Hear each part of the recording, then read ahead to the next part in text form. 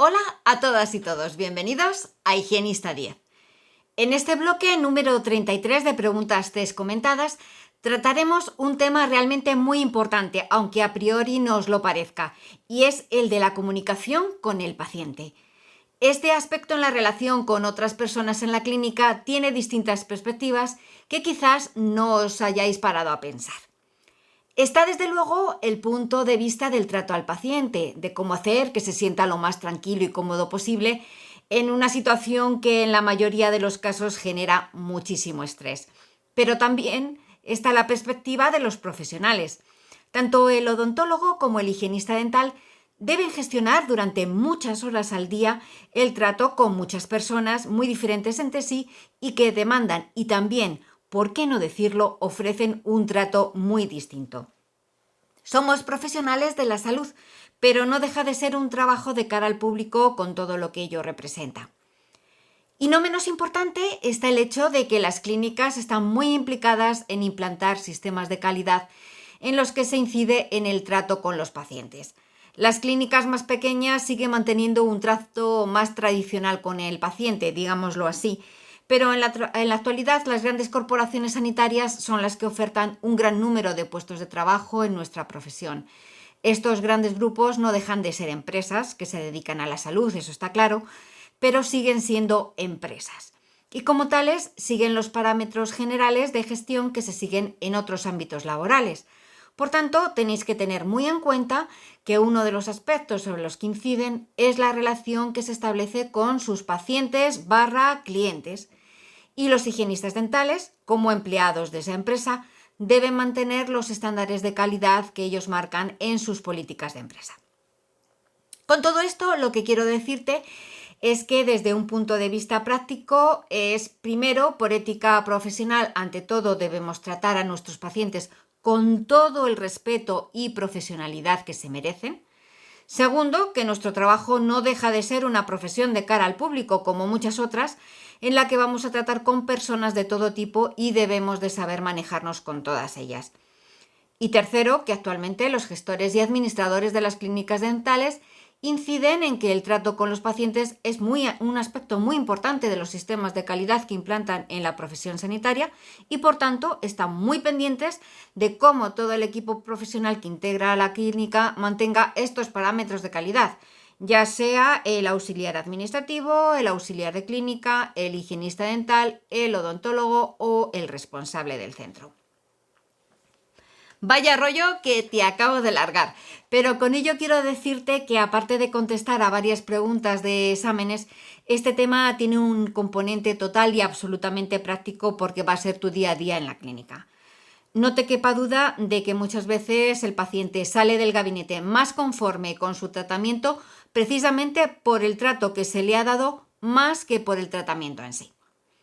Como siempre te digo, todos los temas que preparo procuro enfocarlos desde un nivel práctico para que te sean de ayuda en la realidad del día a día. Y me anima el hecho de que te suscribas, que me des un like y que lo compartas. Eso me indica que todo este trabajo te está siendo útil. Pero metámonos de lleno en el terreno de la comunicación, que podemos describir como un proceso mediante el cual el profesional de salud, en este caso el higienista dental, establece una relación con el paciente. Para que dicha comunicación sea efectiva, hay que tener en cuenta distintos parámetros como son la edad o el nivel educativo, entre muchos otros. Una vez que hemos reconocido estas características en un paciente, va a ser más fácil establecer los términos en los que el intercambio de información sea más adecuado y fluido. Para lograrlo, deberemos ejercer y potenciar ciertas destrezas como pueden ser sonreír, interpretar los gestos del paciente, ser asertivo o generar confianza. Aunque el sentido de la comunicación es establecer un intercambio de información entre personas, no debemos olvidar que el objetivo de dicha comunicación es provocar una respuesta, esto es, se entra en un proceso de retorno continuo de la información para que sea procesada por las personas que intervienen en dicho proceso. Es lo que se denomina como feedback o retroalimentación. Por consiguiente, el sentido que damos a esta interacción con el paciente es la consecución de una transmisión de información, al mismo tiempo que establecemos unos canales de comunicación que propicien la motivación de nuestro paciente y finalmente que por parte del mismo se adquieran y se mantengan unas prácticas y estilos de vida saludables.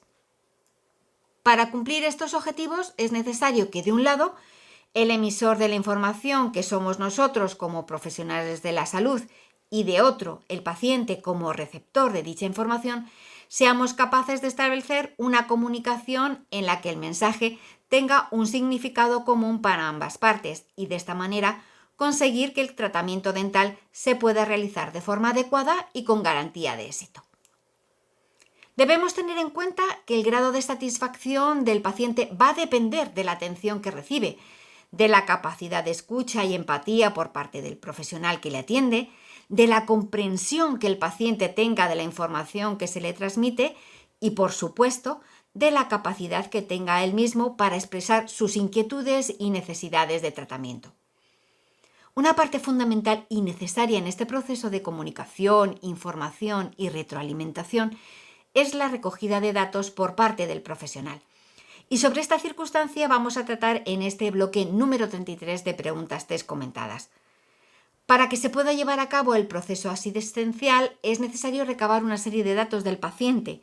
En esta ocasión no vamos a meternos con los aspectos legislativos cuya finalidad es la protección de dichos datos, sino que hablaremos de las diferentes formas en las que se pueden recoger los mismos. Hoy, como en otras ocasiones, planteamos al mismo tiempo nuestras dos preguntas. Lo hago de esta manera porque las opciones de posibles respuestas son las mismas en ambos casos, por lo que primero explico el significado de cada una de estas posibles respuestas para posteriormente elegir la adecuada según las indicaciones del enunciado de la pregunta. La primera pregunta dice así: indique a qué tipo de pregunta corresponde la recogida de datos por parte del profesional en la clínica dental. A. Pregunta abierta. B. Pregunta asertiva. C. Pregunta cerrada. D. Pregunta empática. El segundo enunciado plantea lo siguiente. En la recogida de datos, la pregunta del o de la profesional ¿podría decirme? Corresponde a A. Pregunta cerrada. B. Pregunta abierta. C. Pregunta asertiva. D. Pregunta empática. Por tanto, es necesario determinar a qué se refiere cada tipo de pregunta. Comenzamos por describir qué es una pregunta cerrada. Las preguntas cerradas son aquellas en las que la persona solo puede responder dentro de los parámetros que la pregunta presenta como predeterminados. Si habéis rellenado alguna vez un cuestionario del tipo que sea, que es más probable que sí, eso es un ejemplo de preguntas cerradas. Otro ejemplo de preguntas cerradas se encuentra en los típicos cuestionarios de salud que se pide a los nuevos pacientes que rellenen. En ellos se ofrece un marco limitado de opciones. Existen distintos modelos que se incluyen dentro del tipo de respuestas cerradas. Puede ser elegir entre una opción de sí o no, verdadero o falso. También ofrecer una lista de opciones múltiples. Otra forma de respuesta cerrada es cuando nos piden que valoremos algo con las 5 estrellitas, etc. Los motivos por los cuales se utiliza este tipo de preguntas son diversos, pero en el caso de los cuestionarios de salud, que es lo que a nosotros nos interesa como forma de recabar información por parte del paciente, es principalmente para restringir las posibilidades de respuesta, evitando con ello dudas por parte del paciente. Asimismo, son preguntas directas, fáciles de entender y rápidas de contestar. Como desventaja es que en ocasiones el paciente no se encuentra representado entre las opciones que se facilitan. Pongamos un ejemplo. A una pregunta como ¿tiene usted alergia a alguna de las siguientes sustancias? Y como respuesta se ofrecen los términos metales, medicamentos y gluten. En este caso se pueden generar dudas en pacientes que tengan alergia a otros compuestos, alergia al huevo, al polen, etc. Esto es así porque ante una pregunta determinada ellos no se ven representados en las posibles respuestas.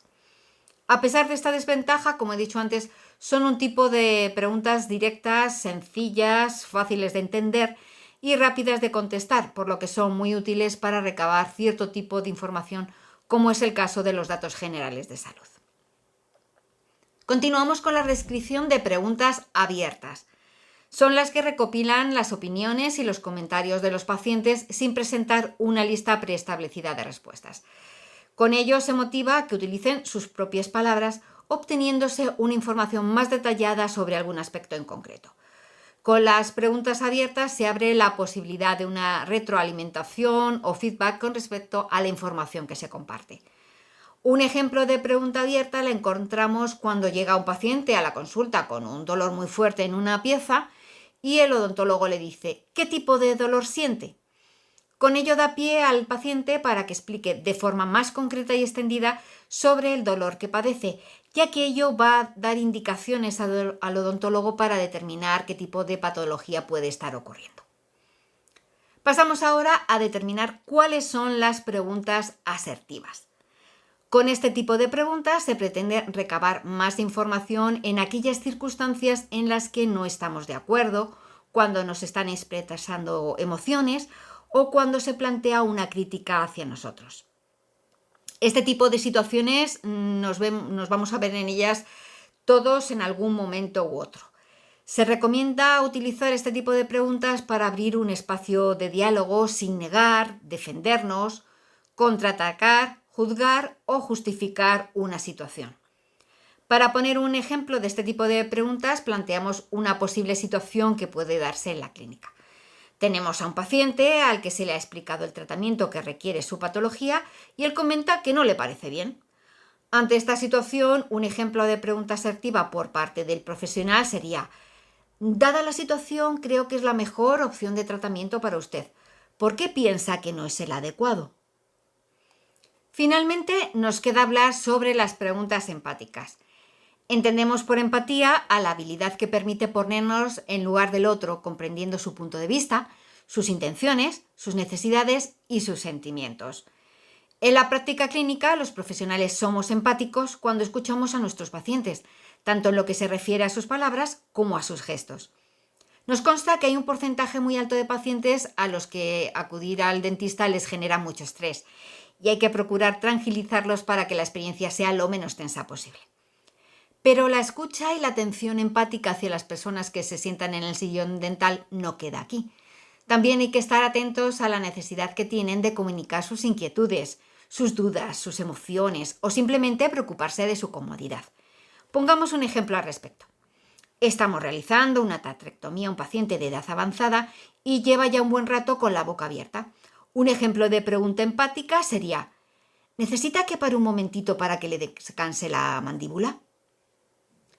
Con esto ya hemos descrito los 4 tipos de preguntas que nos proponen como respuestas y hemos dado un ejemplo de cada una para aclarar la teoría al respecto.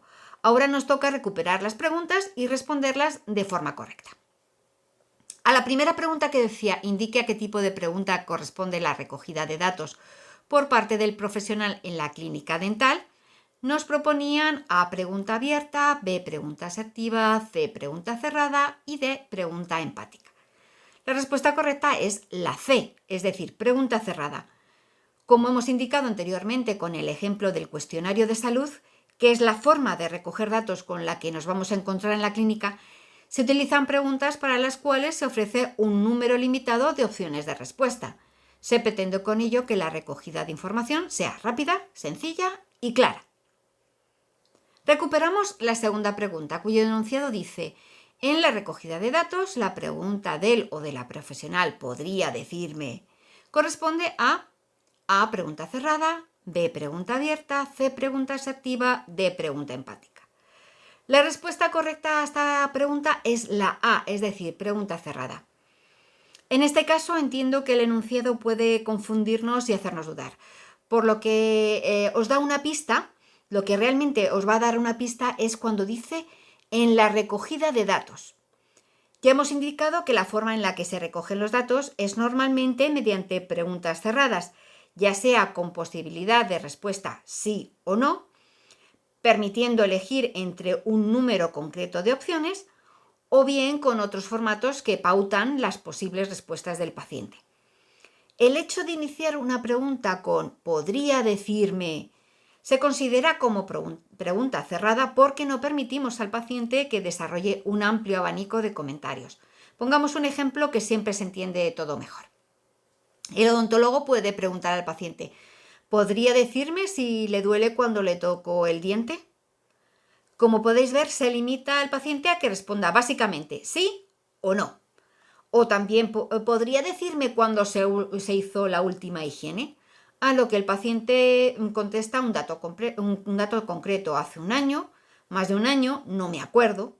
En ningún caso se le da pie a que haya un mayor intercambio de información que el propio dato que estamos recogiendo. Como podéis comprobar, hasta las preguntas que parecen más simples llevan detrás mucha más explicación de lo que parece en un principio. No te miento las veces que te digo que me lleva mi tiempo preparar los temas, por eso me anima a que me apoyes y sigas mis vídeos.